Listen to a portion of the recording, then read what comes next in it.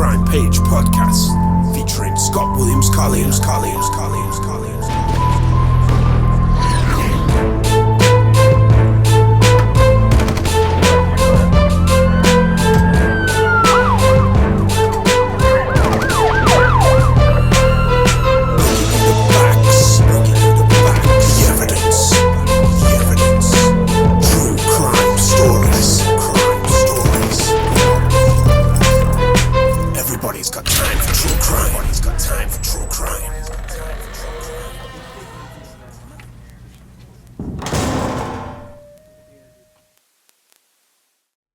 Hello and welcome to the True Crime Page podcast. I'm your host Scott Williams Collier.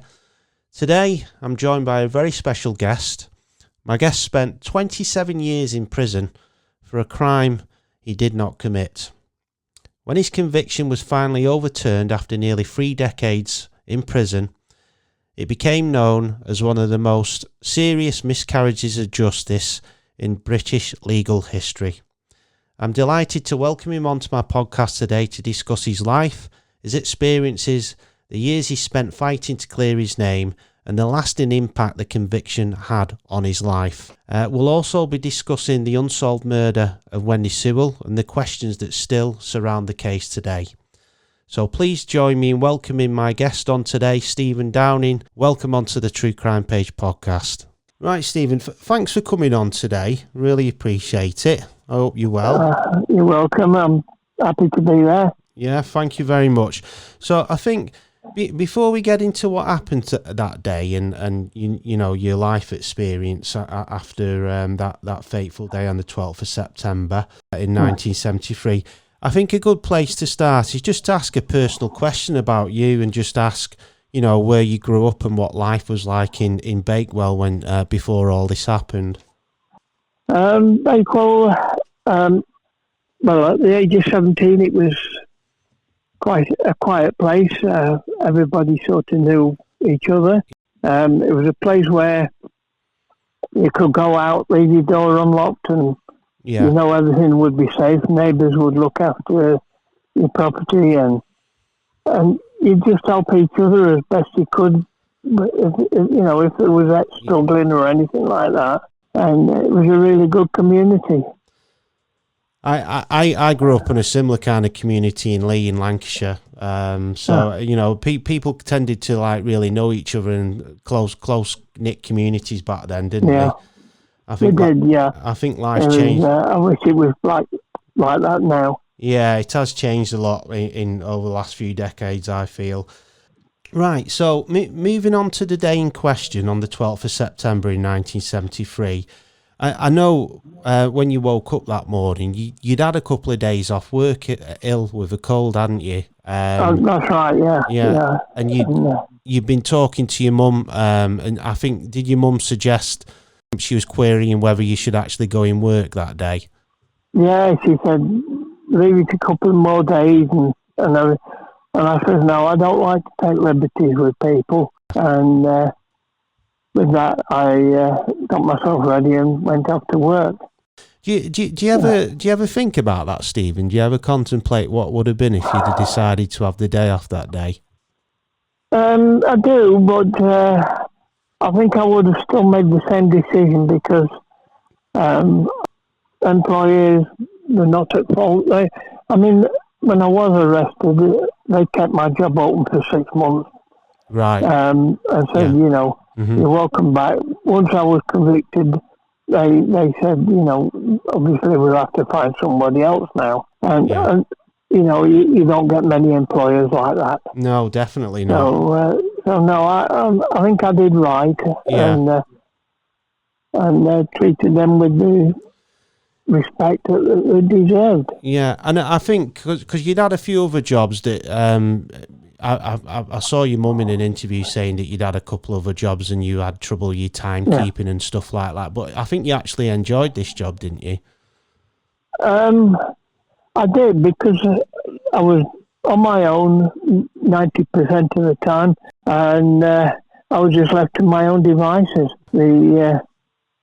The only thing I didn't have was amenities to get from the depot up to the cemetery. But I mean, if I'd asked for something the night before or whatever, they would deliver it. But, it was mostly things like fuel for the mowers and stuff like that. But yeah, as I say, it was quite a good company to work with, the council, and it was in them days. I think it's changed a lot as well now. And the cemetery was very close to your house as well, wasn't it? It was only like a short walk. Yeah, it was only a 5-minute walk, and that was great. And there was a shop nearby as well, so again, a few minutes walk outside the cemetery gate, and they were good as well. My mother used to shop there, and what we'll do now, we'll talk. I know it happened a long time ago, and you probably can't remember everything as fresh as what it happened, obviously back then. But just briefly, just talk us through what your morning looked like when you went in work that morning. What was you doing? That morning, I got there for, I think it was about 8:15, because you went to the depot to start with. You had to be booking by 5 to 8. So by the time somebody gave me a lift up, it was about 8:15. Because they like to read the newspapers first, and that's not something I often did. And I'd been mowing the grass, and so it was a case of clearing up clippings and stuff like that. Yeah. And I can't remember the exact time now, but Mary Hatfield, who used to walk down with her dog, and they came through, and she stopped and had a quick chat and said, "I've not seen you for a few days." And I told her I'd been off sick. She said, "Oh, you're okay, keep warm and everything."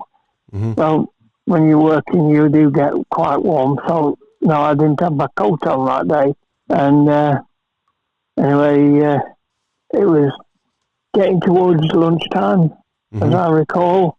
And I went in, had a cup of tea and that from my flask, and had a sandwich. And when I came out, in those days I used to smoke, so I stood at the top of this step going down to the bottom of the cemetery, and I saw this woman walking around. I didn't really take much notice, and because, I mean, she appeared respectable and everything. Yeah. We'd had some vandalism in the cemetery to the gravestones, and my school friend, one of their family had a child, and it had passed away. It was, I think, about 2 years of age, and they asked me to look after the grave, which I said I'd more than happily do. So you were just keeping an eye out for people that were coming in and making sure that nobody was. I mean, as I say, she was leisurely walking around. It's not as though she was going to be doing any vandalism or anything. You'd never seen that lady before as well. Not that I'm aware of, no. Yeah, and that was actually Wendy Sewell, wasn't it, that you saw? It was, yeah. Yeah.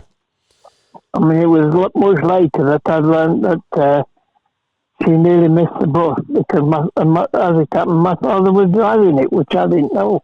Yeah, I saw that on a documentary or something that I saw online, that your dad actually said in an interview that, because he was a bus driver, your dad, wasn't he? He was, yeah. And he actually said that he picked her up in the morning. She got on his bus, and she had a basket or something under her arm, didn't she? And I remember something about that. Yeah. Yeah, and he said that she seemed like she was in a rush, and she just rushed off the bus, and she had something in the basket under her arm, which I thought was interesting. I don't suppose she had anything like that when she came into the cemetery that day when you saw her, though, did she? No. And I mean, what puzzled me was she'd had the postman call in at the office and say, "I've got a parcel for you." I tried delivering it at home, and there was nobody there. Now, even back then, I don't know, both personnel went out of the way to do that sort of delivery. So I can't understand what it was or why.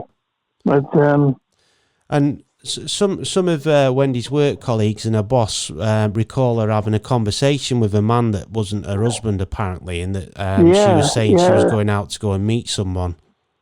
Yeah, it was, from what I can recall reading about it, it was somebody with a high-pitched voice, a male, but with a high-pitched voice. And I get the impression from the interviews and notes that were taken that he was a Nigerian. Oh, right. And it was something to do with the Forestry Commission back out in Nigeria. But there wasn't much went into the finding out who it was or anything like that. So. And that's the tragedy about this case, isn't it, Stephen? I think that the police really they zeroed in on you very quickly, didn't they? And because I was the only one there. Yeah, and obviously I was an easy target for them. Absolutely. And, and they take liberties like that. So, well, I think they still take liberties. I think things they still do it, but I think they were a lot more underhand back then, and they could kind of like push the boundaries and get away with things a bit more, whereas they're more heavily scrutinised today. So I think the way they've got a code of conduct to have to work to. Yeah, absolutely. So we'll obviously touch on that a little bit more in a moment, but you saw Wendy come into the cemetery and you were having a cig. And then you did at some point leave the cemetery briefly, didn't you? If you could just tell us about that, what you was doing. After I finished my cigarette, I picked a lemonade bottle up and went to the little shop just outside the gate. And sadly, they'd closed for lunch. They usually closed around 1 o'clock, and it was probably about 5 past, I think. So I went home with the intention of leaving it and a note asking my mother to pick a bottle up. Mm-hmm. And I'd bring it into work the following day. But she'd arrived home and she was just having a cup of tea herself and said, "You want one?" I said, "No, I'm not stopping. I'm going to get back. Mm-hmm. But if you could get me a bottle of lemonade and I'll take it in the following day." And she said, "No, it's all right, I'll bring it down to you." Yeah. And I said, "No, don't trouble yourself." But anyway, she did. And she saw a man in the phone box, which is no longer there now. And she gave a description, which turned out it was Wendy Sewell's husband. All right. I think I remember you saying that to me, yeah. Yeah. And, but again, the police were more on his side and everything, because, I'm skipping ahead a bit, but when it came to the appeal and everything, he was in on everything with them. Yeah. But I wasn't allowed to be. Yeah, this is the thing about Wendy. She was a bit of a complex character, wasn't she? She had an on-off relationship with her husband. And there was a lot of rumours and stuff going about that she was kind of very promiscuous and had a lot of different male friends and boyfriends. Oh yeah, there's plenty of people willing to give opinions on that. And, she had. Basically, she was a prostitute, and she used to rent rooms to entertain people. Right. Which was above an electrical shop, which was. Back then it was a wool shop, but it's now an electrical shop. I didn't actually know that part, Stephen. That's interesting. But she was, obviously a complex character, which, when you live in that kind of lifestyle, that opens up the door for having quite a lot of potential suspects that might have an axe to grind with her or might want to hurt her. I can't believe that the police... for police and... judges and solicitors, things like that. So obviously they're not going to pound on their own doorstep. They'll cover it up best they can. Yeah, and that's what I feel they did. Really, they just wanted to wrap this up as quickly as possible, didn't they? And and which is terrible, really. When you have a case like this, which is really complex, and there's other witnesses there, there's people in and around the cemetery. There's when you look into Wendy's background, what they should be doing really is doing a full and thorough investigation. They should be They should be starting with Wendy and looking into her lifestyle first of all, and looking at people she's in relationships with, friends, family members, and then obviously they need to question you and other people who are in the cemetery as well. But they should have been doing door to door inquiries, which I believe they didn't do. I believe they did some, but they didn't do a thorough job of it. They didn't do a thorough job, and I believe that some of the witnesses that went into the police station to give evidence that they'd saw certain things and certain people, they were just turned away and said, "Oh, he's already admitted to it." So that was Mary Hatfield was one of them. Yeah, and she identified somebody, and I mean I can't name names because of legal action and everything. But he was adopted son of a police officer, and he's now got a knighthood. You did tell me his name. To do with computing work. Yeah, I have seen him online, and he does seem like he's doing well in life. And I remember you mentioned his name to me a while ago. Obviously, like you said, we don't, anybody that's still alive, we can't really mention the name on here when we're going to be putting it online. So basically, you nipped out. You went to try and get some pop from the shop, and it wasn't open. So you nipped back home to see your mum. And you spoke to your mum for a few minutes, and then you went back to the cemetery, back to work, didn't you? I did, and I was there till I discovered. At the time, I didn't know her name, but I discovered it was Wendy Sewell. She was partially clothed, lying on the bottom footpath by a grave and everything. I went to work colleagues and I said, "Have you reported it?" And they said no. They came to look, and one of them went off to the phone box and called for the police and an ambulance. The police arrived, I think, within about 15 minutes. But the ambulance was, I think, around 50 minutes because they had to be redirected from, I think they were out Sheffield way. So when they arrived, obviously they did all they could, and the crew that was on the ambulance said they had to have new uniforms because it was absolutely saturated in blood, and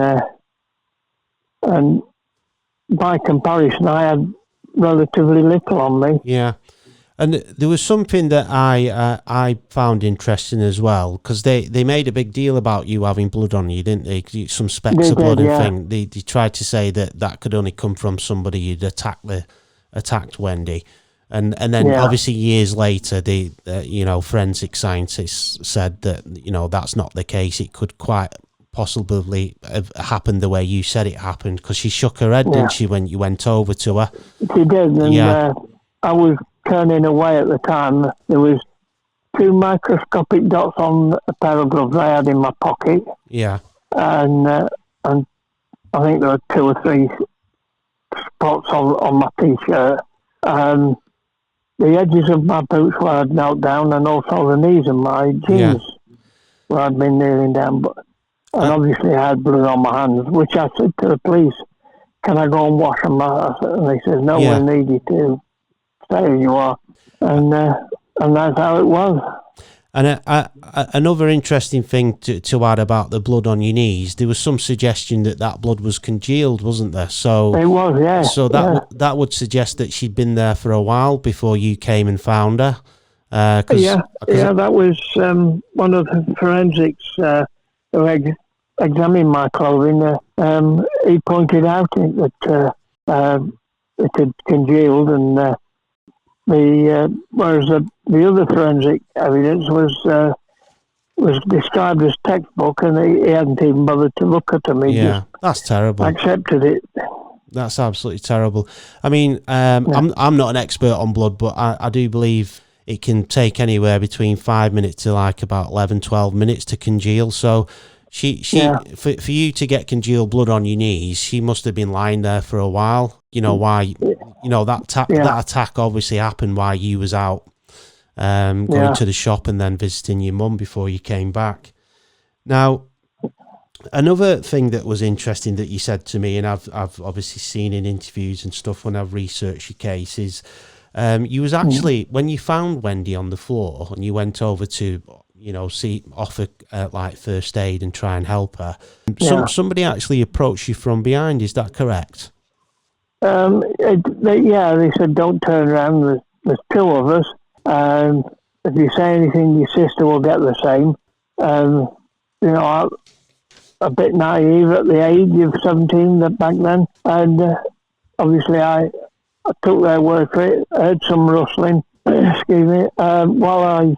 When I did turn around, I saw somebody in denim jacket and everything disappearing over the wall down into the woods, which I understand now might well be this police officer's son. Who obviously we can't mention, but because he was quite athletic, I think he was captain of a rugby team at school and that. But Mary Hatfield also, as I say, identified him and she described it as running like a bat out of hell, and he had blood on him. I find it amazing that the police didn't follow up on that. Well, I would say if it is one of their own, they're not going to travel on their own doorstep. What I was going to ask as well, did you, when that happened, obviously I would imagine you was probably quite frightened at that point because you found Wendy seriously injured and then someone's approached you from behind and threatened your sister. Yeah. Did that play on your mind, and did you say anything at first to anybody about that, or did you say anything when you were being interviewed about it? Not while interviewed, but I did mention it to family and my sister. I mean, she was only 14 at the time, so I was concerned for her. And you think it impacted you, it frightened you, and you were worried about the threat they made, basically, because of the way you found Wendy as well, Wendy Sewell. That's it, yeah. So obviously, I wanted to protect her as best I could. So, I was going to ask a question about the pickaxe handle as well, because all your tools and everything were in the kind of, is it in the chapel there in the shed? Yeah, they had an unconsecrated chapel which they used as a tool store. Yeah, and it was never locked. Yeah, which it is now, but back then nobody seemed to bother with it or any. But all the equipment that we had was marked BUDC, Bakewell Urban District Council, and the pickaxe handle that they had with the blood and everything on, that didn't have any identifying marks, so it's one obviously someone had brought with them. Oh, right. So they believed that the murder weapon wasn't actually out of the shed then, it was something that someone's actually brought with them? Yes, they must have done, because as I say, all the stuff that we had was marked. And they said, the police admitted my fingerprints weren't on him. And their answer was, he was wearing gloves.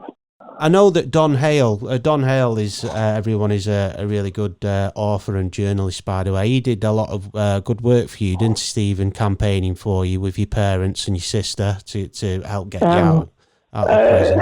Yeah, my parents had gone down to see Don at his office and said, can you look into it? And, his first initial thoughts was, here we go again, this is another one, and all that. And, I'd be out of my depth doing anything.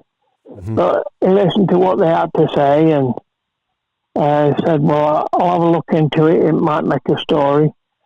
And the more he looked into it, the more questions kept coming up, and he he was happy to look deeper into it. I mean, it cost him his job in the end Yeah. because they said they was paying too much attention to my case and nothing else. And That's a shame. Because I think, yeah, but I think I the mean, work he he did came was out of it fantastic. unscathed in the end, and because he's got his own publishing company now and doing quite well. He moved away to Wales, and but yeah, I mean, he dug into it, and virtually every week there was a story, and either if it weren't on the front cover, it was within the first few pages, and he came to visit me a few times. Well, And I gave him as much information as I physically could, and he was able to contact various people that we couldn't, at the Home Office and places like that, and interview the police who they was reluctant to participate or anything like that. I did. I respect him. Yeah, he did a lot of good work, and I think he's a great author as well. But the reason I brought him up as well, not just because he helped you out and campaigned for you, but I saw something interesting in an interview that he did where he mentioned that the pickaxe handle it had a palm print on it and had hairs on it that weren't yours as well, apparently. Yeah. From what I understand, the head injuries was quite horrific. Yeah. And well, like all head injuries, they do bleed quite profusely. Yeah. So it was understood that there was considerable amount of blood at the scene. And, yeah. Because she'd been hit about seven or eight times, really violently on the head with a pickaxe handle, hadn't she? Yeah, that came out forensically as well. And I mean that leads me on to my next part, really, about the investigation and about how the police basically bullied you into admitting that you'd done the crime. But just tell me a little bit about that. They kind of, did you start worrying when they took you down to the police station to question you? Was you starting to think this is not good? No, not initially, because they said, "Will you come down and answer some questions?" And I thought, "Yeah, if I can help, I will do." And I went down, and they started. There was just me and two other officers in this room. There was a table and a few chairs. That's about right. Yeah. They asked questions, and then they kept going over it and over it again. And I said, "I've told you everything. I don't know any more."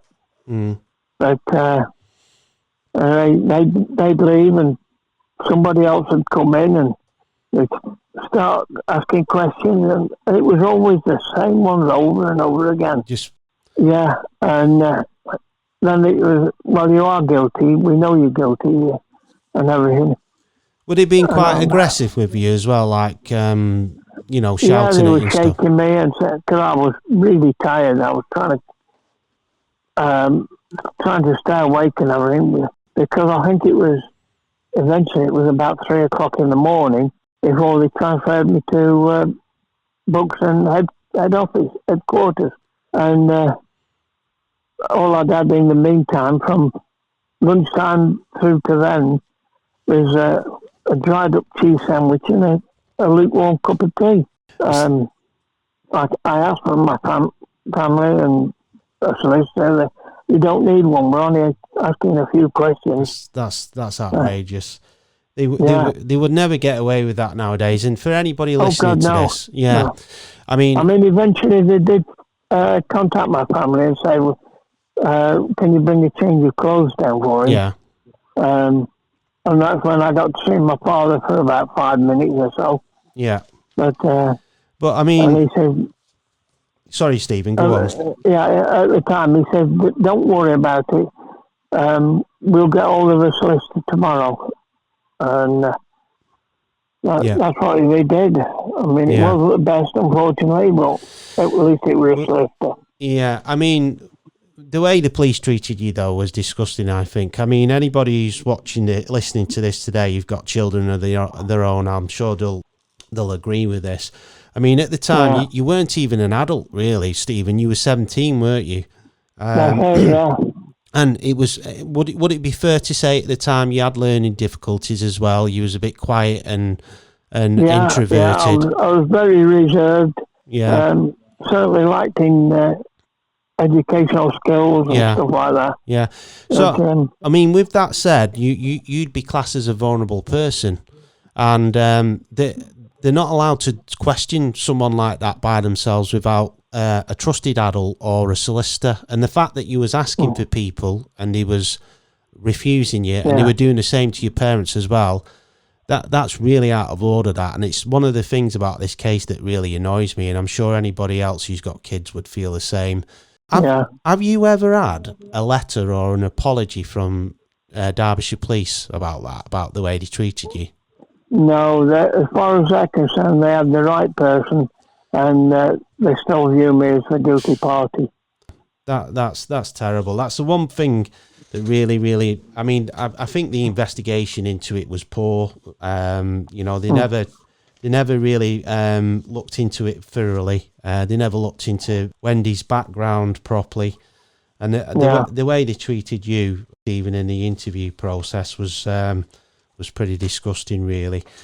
Now, I've come across a couple of police officers who, they retired, so they had nothing to lose, really. Yeah. And they said, as far as they were concerned, I was completely innocent, and it was out of order for them to have conducted themselves the way they did, and obviously wish me all the luck in the world for the future. Well, that's nice. That there's people in the police force that agree that the way they behaved was out of order. But I think it would have been much better if somebody at the top sent you a letter or give you some kind of apology and said, "Listen, we apologise about the way you were treated," because I don't think anybody can deny that was wrong what they did to you. And I just. The thing that got me as well is they actually wrote your confession letter for you, didn't they? And were kind of coaching you what you need, coaching you what you needed to say, and then they got you to sign it afterwards. Yeah, they wrote it all in pencil and then passed me a biro and said, "Can you sign it?" And of course, I was so tired and everything, I just did what they say. Well, you would have wanted it just to end, wouldn't you? If you've been in there for hours and they're just screaming and shouting at you and asking you the same questions over and over again, and you're tired and hungry, you're just gonna. I think a lot of people would break in those circumstances. Yeah. So, just want to ask you a few more questions, Stephen. I wanted to ask about the actual hearing. On the day of the hearing, was you feeling confident? Did you think you'd get a fair trial? And what went through your mind when it didn't go your way and they found you guilty? The jury was sworn in, and the clerk said, if you object to anybody, let us know. Well, I don't know any members of the juries, and I had no reason to believe that they was anything other than genuine. And so I said, no, I've got no objection. And that's when the trial went ahead. It began, it was a 3-day event. Yeah. And at the end of it, the jury deliberated for less than, I think it was about between 5 and 10 minutes. And we was back, I was just being served lunch, and they said, they want you back upstairs. And they found me guilty. And what did you feel at that time? Did your heart sink? Did you feel... It did, yeah. When I was completely... Because all the journalists and everything said, he's nothing to worry about. He's free. He'll be coming home. Yeah. And, of course, everybody was nonplussed when they said guilty.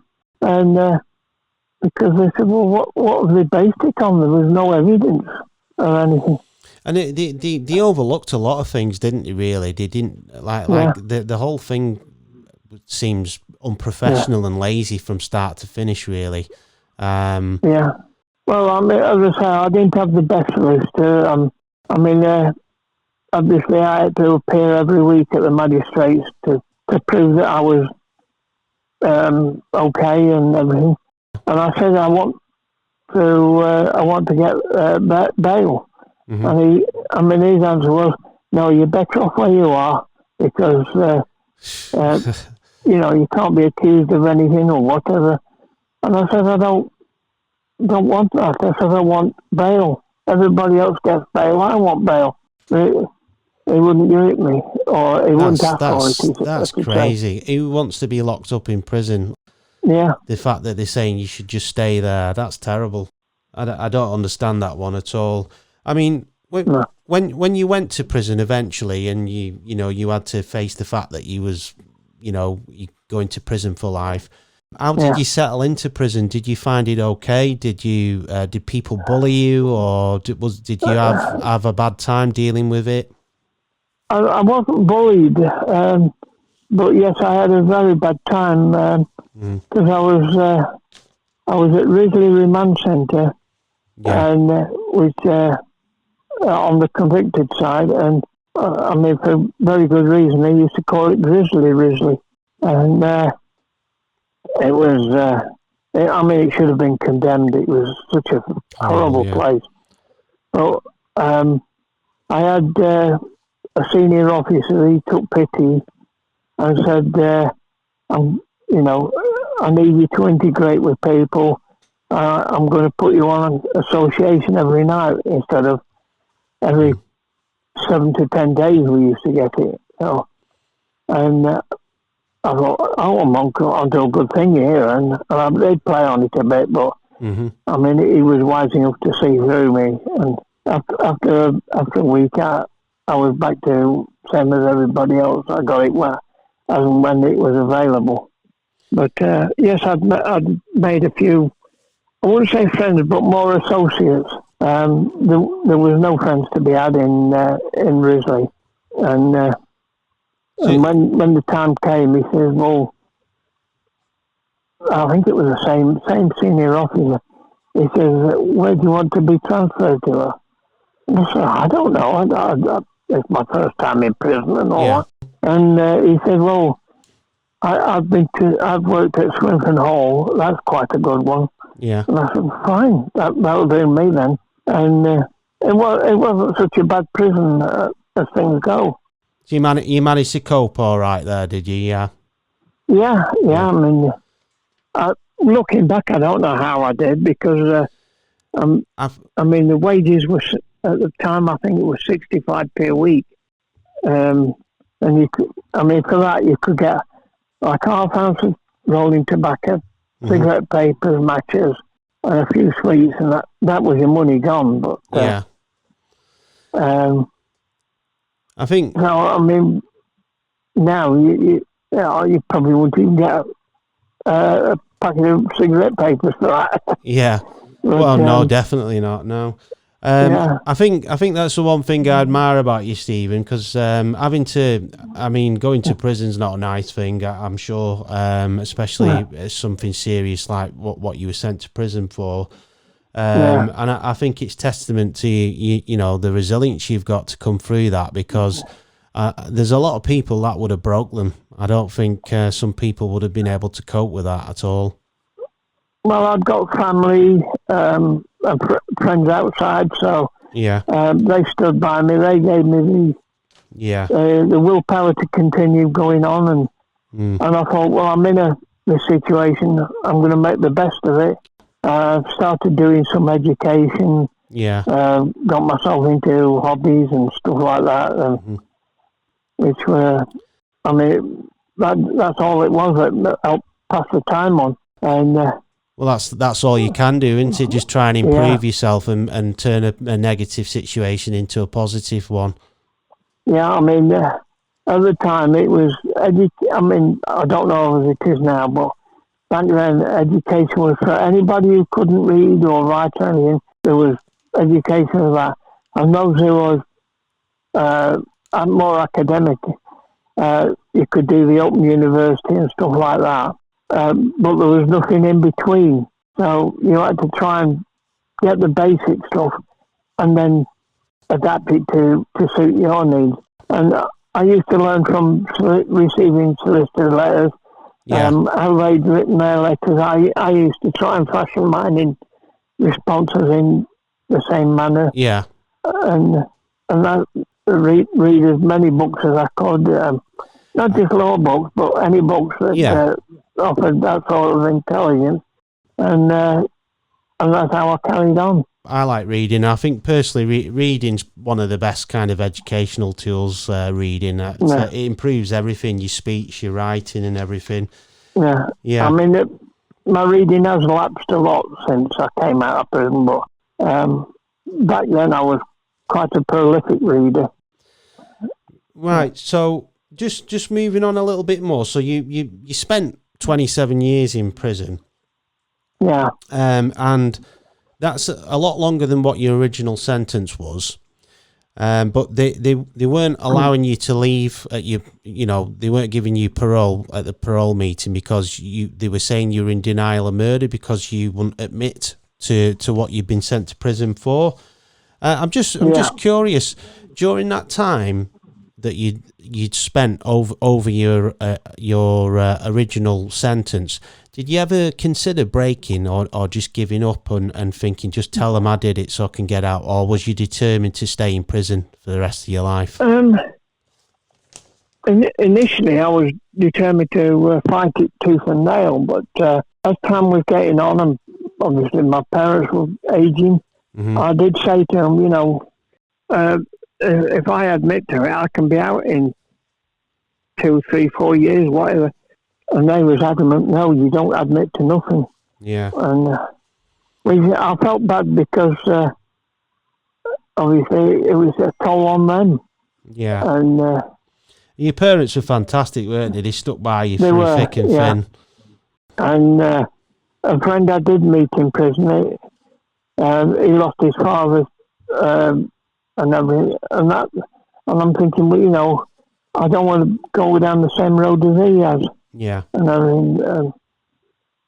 So they was adamant that I stand by and don't admit to nothing, and that's how it was until through Don Hale, we got it to the Criminal Cases Review Commission, and I got lawyers on board and everything like that, and Don was upset and everything because I was taking note of what the lawyers were saying. And, yeah. I mean, when you've got Queen's Counsel and stuff like that fighting your corner, obviously you're going to take more note of them than Don, who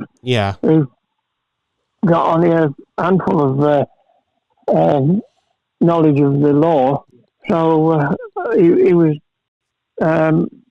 deeply disappointed that I was not, accepting what he was saying. Yeah. Well, you've got to do what's right for you, haven't you? At the end of the day. And now, when your conviction was finally quashed as unsafe, just tell us what that moment felt like. I didn't.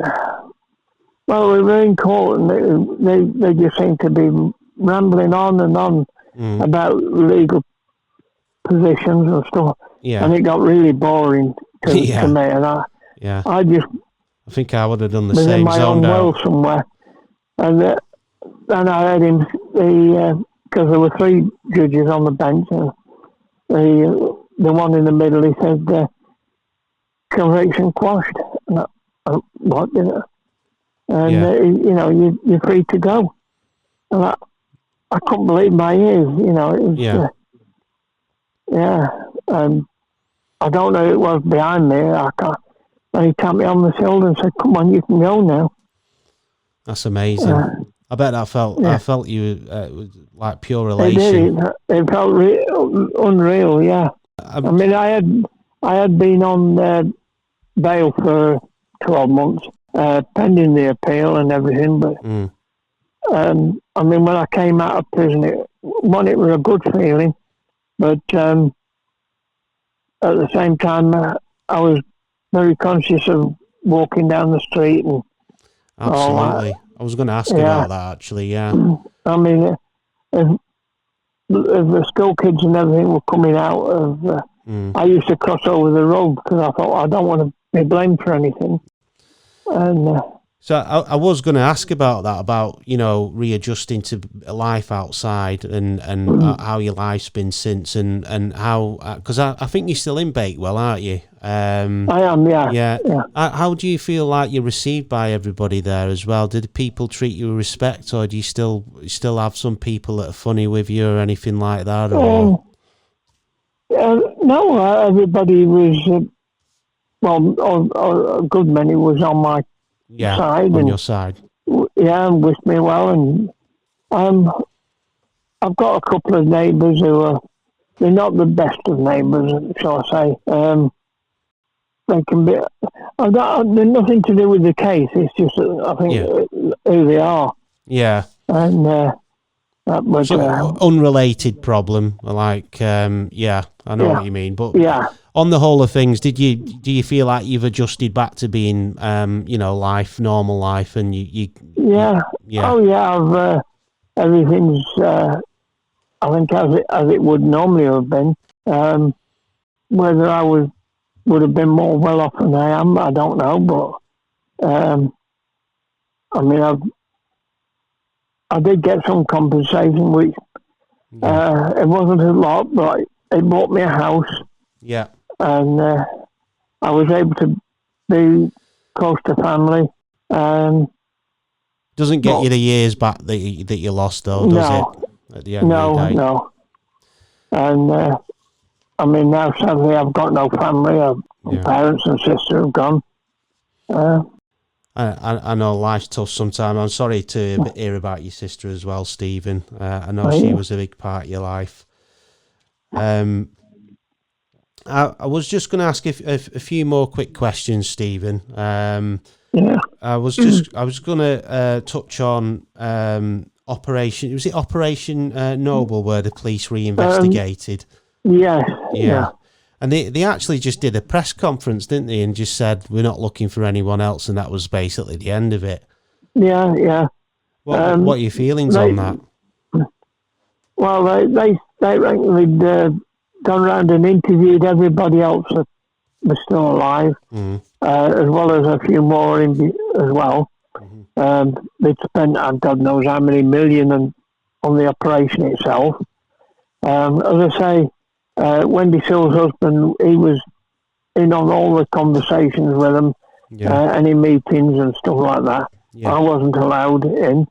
My solicitor was allowed in, but he had to sign a document to say he wouldn't disclose anything to me.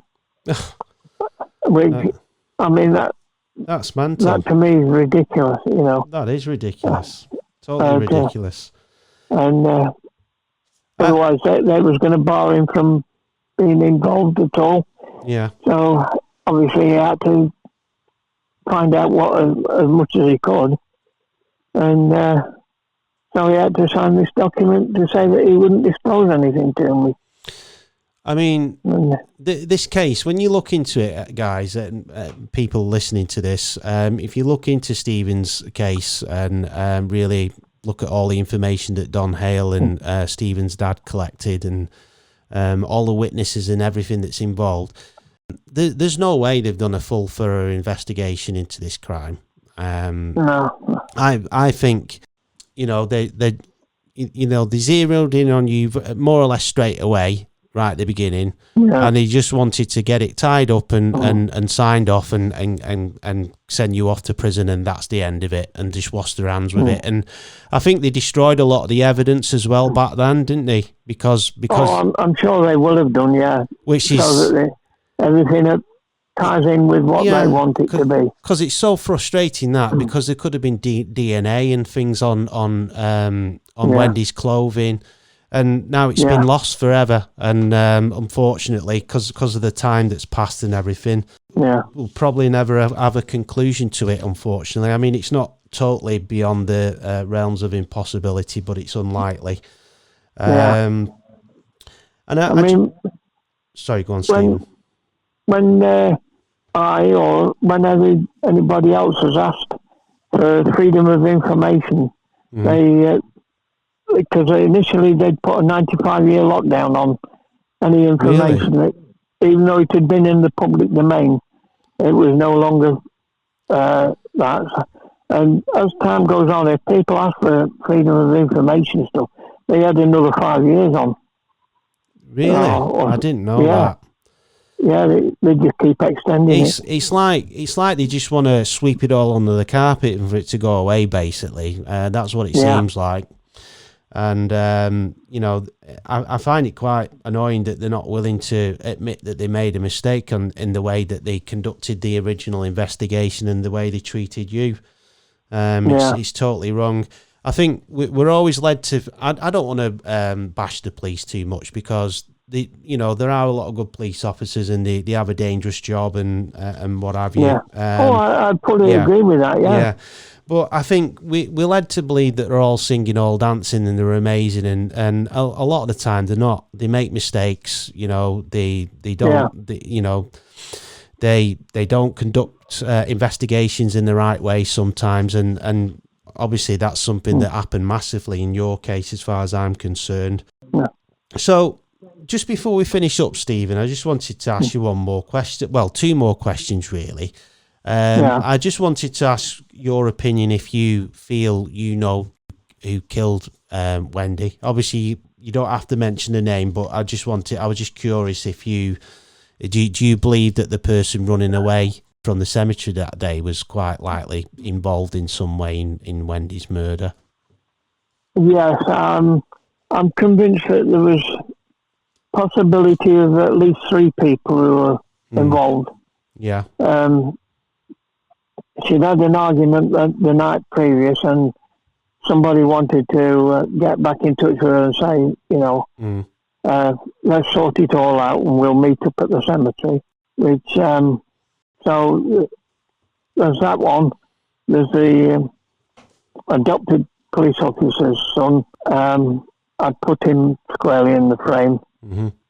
And as I say, possibly 1 or 2 of their clients, I think would be in the frame as well. And it'd be just a case of, who's going to own up first. I feel, that's the only way it'll probably get solved. Really, it's rather physical evidence, and we're probably not going to, if the police have destroyed anything, there's no chance of that happening. And the only other thing really is if someone slips up or if it's like a deathbed confession or something of that nature. So it's a shame really, because obviously Wendy's been, she's been robbed of some justice, family as well. I just wanted to ask you one more question before we finish the interview, Stephen. And I thank you for, taking time to sit down and have a chat with me today about this. I just wanted to ask you, to anybody listening to this, what would you like people to take away from your story? Well, I think just be cautious if you're in a similar situation. Certainly don't admit to anything. Be strong, vigilant, get legal help wherever you can. And, I just hope nobody is ever in that position that they need to be. Excellent. Thank you. Stephen, you're welcome. Thank you so much for having a chat with me. I've enjoyed talking to you today. I really appreciate it. And I wish you all the best for the future as well. And if you ever want to chat with me, Stephen, we're on Facebook together. You can reach out to me. I'll probably be popping up to Bakewell myself in the future because I'd like to just go around the place and maybe do a bit of on location filming. So I'm always happy to meet up with you again if you wanna have a chat or anything like that. Yeah, if I'm available, I'm more than happy to. Yeah. Excellent. Okay, that's great, Stephen. You have a lovely day, Stephen, and I'll speak to you again later. Okay. Okay, and then you too. Thank you. Thank you. Bye, Stephen. Yeah, bye. Bye. Right, everyone. So that's the end of the interview today. I hope you enjoyed that. I really enjoyed speaking to Stephen today. His story's fascinating. We only really touched on things today because, like I said, Stephen's case and Wendy's case, it is very complex. There's lots of witnesses, suspects, lots of information that happened that day. Stephen obviously spent over 27 years, nearly 28 years in prison. There was all the years of campaigning by Don Hale and his parents and his sister to get him out of prison. So we could literally be sat here speaking about it for days and days, but I'm glad he's agreed that we can meet up again and speak again. And I am going to go down to Bakewell at some point and do some on location filming there and do another podcast for you, because I do find this case really fascinating and I do definitely want to go over it again. The one thing I can take away from Stephen's case is the police investigation more than anything, and more specifically the lack of an investigation. You know, it's quite clear when you look into his story that the police zeroed in on him very quickly. They took him off to the police station, and it seems like they were determined just to get him to confess to the case and get it all tied up as quickly as possible. They didn't really do any thorough door-to-door inquiries. They didn't, as far as I'm aware, they didn't really go around talking to people that were in Wendy's life. The people, other people that were in and around the cemetery that day haven't really been scrutinised. There's just so much that the police should have done that they didn't do. And you know, like I said, I don't want to rubbish the police. They do have an important job, and there are a lot of good police officers in the UK. But I think on this occasion, they were really poor, unfortunately, and it ended up robbing Wendy of any proper justice and her family, and obviously ruined and turned Stephen Downing life upside down, and his family's as well. And he spent, you know, almost 3 decades in prison. So that's it for today anyway, guys. I hope you enjoyed it. If you want to ask me anything, pop a question in the comments under the video. Don't forget to like the video, share it with your friends and family. Don't forget to subscribe to my channel and ring the bell. It'll keep you up to date with all my content. And be good to one another. And until next time, I'll see you again.